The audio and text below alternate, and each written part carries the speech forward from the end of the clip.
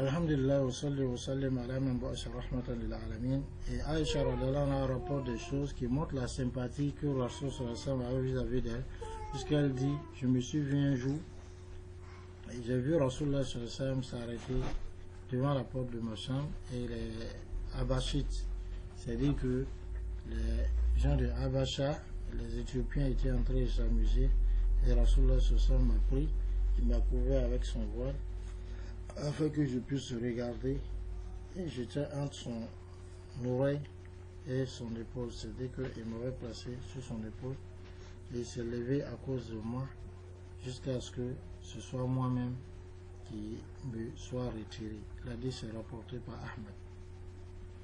Et comme les gens savaient la place que Aïcha radhiyallahu anha occupait auprès de Rasulullah sallallahu alayhi wa sallam, donc ils cherchaient chaque fois à savoir le jour où Rasulullah sallallahu alayhi wa sallam était chez elle, afin d'apporter leurs cadeaux et leurs présents, comme cela est venu dans les deux Sahih.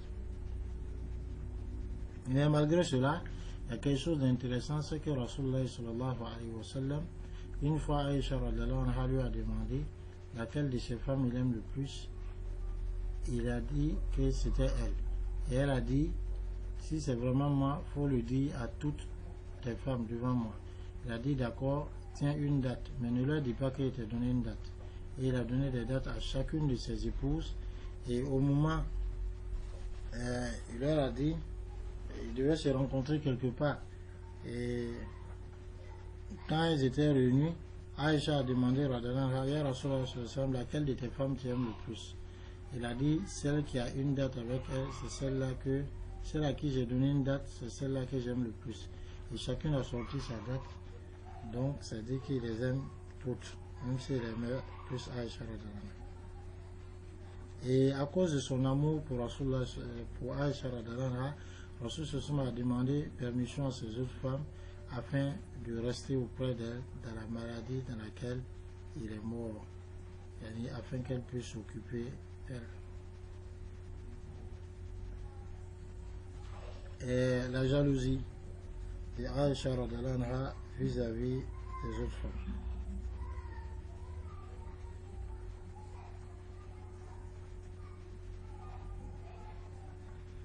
ومما اشتهر به عائشة رضي الله عنها غيرتها الشديدة على النبي صلى الله عليه وسلم، التي كانت دليلا صادقا وبرهانا ساطعا على شدة محبتها له، قد عبرت عن ذلك بقولها له: وما لي لا يغار مثلك، رواه مسلم.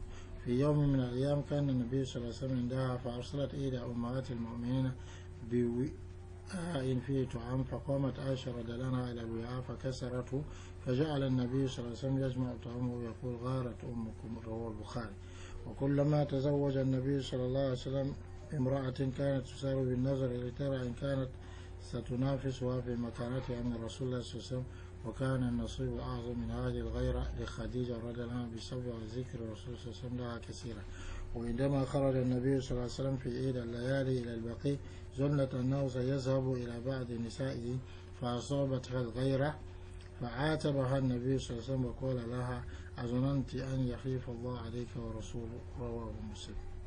والحديث عن فضائلها لا يمل ولا ينتهي، فقد كانت رضي الله عنها صوامة قوامة تكثر من أفعال البر ووجوه الخير، وكلما كان يبقى عندها شيء من المال لكثرة بذلها، وكلما كان يبقى عندها شيء من المال لكثرة بذلها وطاعها، حتى إنها تصدقت ذات مرة ب100,000 درهم لم تبقى منها شيئا. Et Aïcha radhiyallahu anha, à cause de, c'est-à-dire, elle avait une jalousie vis-à-vis forte pour Rasulullah sallallahu alayhi wa sallam, ce qui était une preuve de son amour sincère pour Rasulullah sallallahu alayhi wa sallam. Elle a dit cela à Rasulullah sallallahu alayhi wa sallam en disant: mais qu'est-ce que quelqu'un comme moi a à ne pas jalouser pour quelqu'un comme toi? Elle a dit, c'est rapporté par Muslim. Et un jour, Rasul sallallahu alayhi wa sallam était chez elle, et Rasul sallallahu alayhi wa sallam a demandé qu'une des mères des croyants, donc, envoie un récipient avec de la nourriture, et Aïcha radhiyallahu anha elle s'est levée, elle a cassé le récipient. Et Rasulullah sallallahu alayhi wa sallam, il a commencé à rassembler cette nourriture qui est versée là. Et il disait, Garat ummukum, votre mère a été jalouse, votre mère a été jalouse. L'hadith est rapporté par Al-Bukhari. Et chaque fois que Rasulullah sallallahu alayhi wa sallam mariait une femme, elle se précipitait d'aller regarder cette femme pour voir si cette femme n'était pas en train de la concurrencer, yani, par rapport à la place qu'elle occupe auprès de Rasulullah sallallahu alayhi wa sallam. Et parmi les femmes qu'elle jalousait le plus, c'était Khadija radhiyallahu anha, puisque Rasul sallallahu alayhi wa sallam parlait d'elle beaucoup. Et quand Nabi sallallahu alayhi wa sallam une fois est sorti, une nuit après aller au Baki, elle a pensé qu'il allait aller chez l'une de ses femmes, et donc la jalousie l'a saisie. Elle est sortie derrière lui, elle veut savoir où il se va. Rasulullah sallallahu alayhi wa sallam l'a blâmé et lui a dit, est-ce que tu as pensé que Allah subhanahu wa ta'ala va te croyer de même que son message l'a dit, c'est rapporté par Muslim. Donc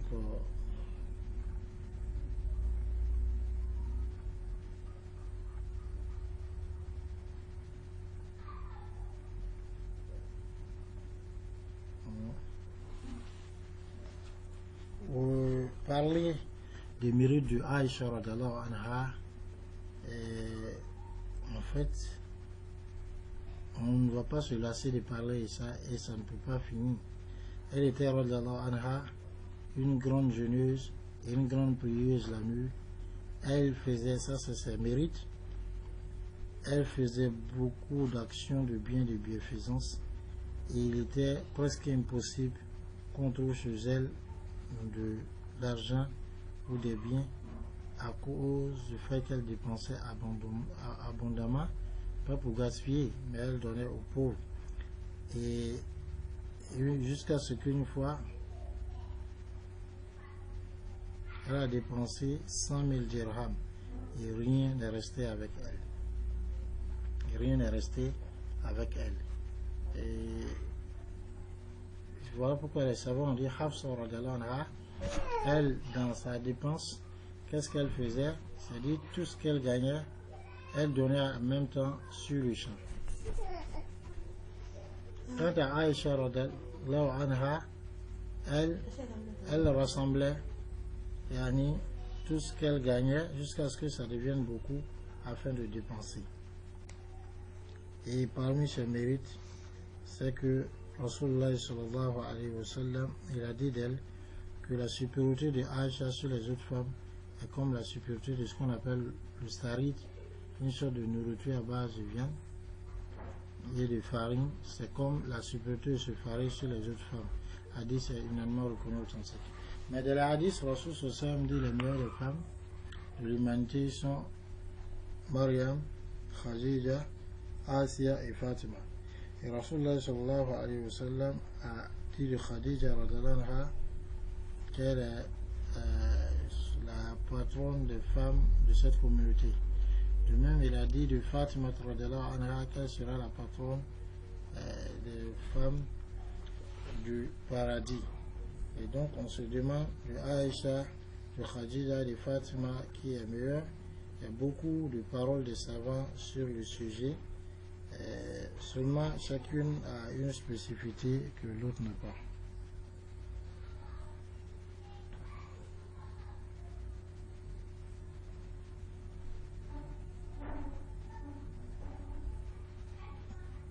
ومن بركتها رضي الله عنها أنها كانت سبب في نزول بعض آيات القرآن ومنها آية التيمم وذلك عندما استعارت من أسماء رضي الله عنها بعض أصحاب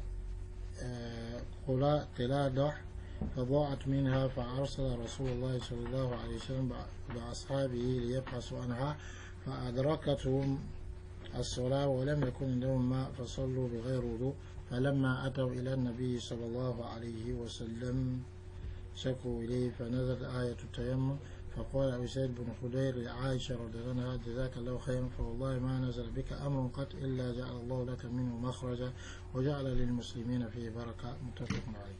وعندما ابتليت رضي الله عنها بحادثة الإفك أنزل الله براءتها من السماء قرآنا يتلى إلى يوم الدين. قال تعالى إن الذين جاءوا بالإفك عصبة منكم لا تحسبوه شر لكم بل هو خير لكم لكل امرئ منهم ما اكتسب من الإثم والذي تولى كبره منهم له عذاب عظيم لولا إذ سمعتموه ظن المؤمنون والمؤمنات بأنفسهم خيرا وقالوا هذا إفك مبين. Et parmi ses mérites, c'est que Aïcha radhiyallahu anha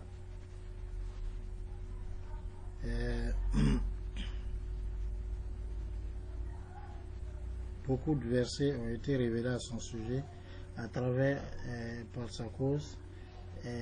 Par exemple, le verset concernant le tayammum, l'ablution sèche. C'est dit, elle avait emprunté auprès de sa sœur Asma un collier et le collier a été perdu. Rasulullah est perdu, égaré. Rasulullah a envoyé certains de ses compagnons afin de rechercher ce collier. La prière les a trouvés quelque part, mais il n'y avait pas d'eau. Ils ont prié donc sans ablution. Quand ils sont arrivés au prophète sallam, donc ils se sont plaints au prophète sallam de cela, alors le verset du tayammum a été révélé. Usaid bin Khudayr a dit à Aïcha radhiyallahu anha, car tu payes en bien. Par Allah, il n'y a aucune affaire qui t'arrive sans qu'Allah subhanahu wa ta'ala ne te donne une ouverture, une issue dedans et y mette une bénédiction pour le musulman. De même, lorsqu'elle a été éprouvée, ils ont forgé un mensonge contre elle qu'elle avait forniqué. Allah subhanahu wa ta'ala, pour l'innocenter, il a révélé le Coran, qu'on lit jusqu'à Yom al-Qiyamah, comme cela est bien détaillé dans les versets 11 et 12 de la sourate An-Nur. Car nous accorde la bonne compréhension. Assalamu alaikum wa rahmatullah.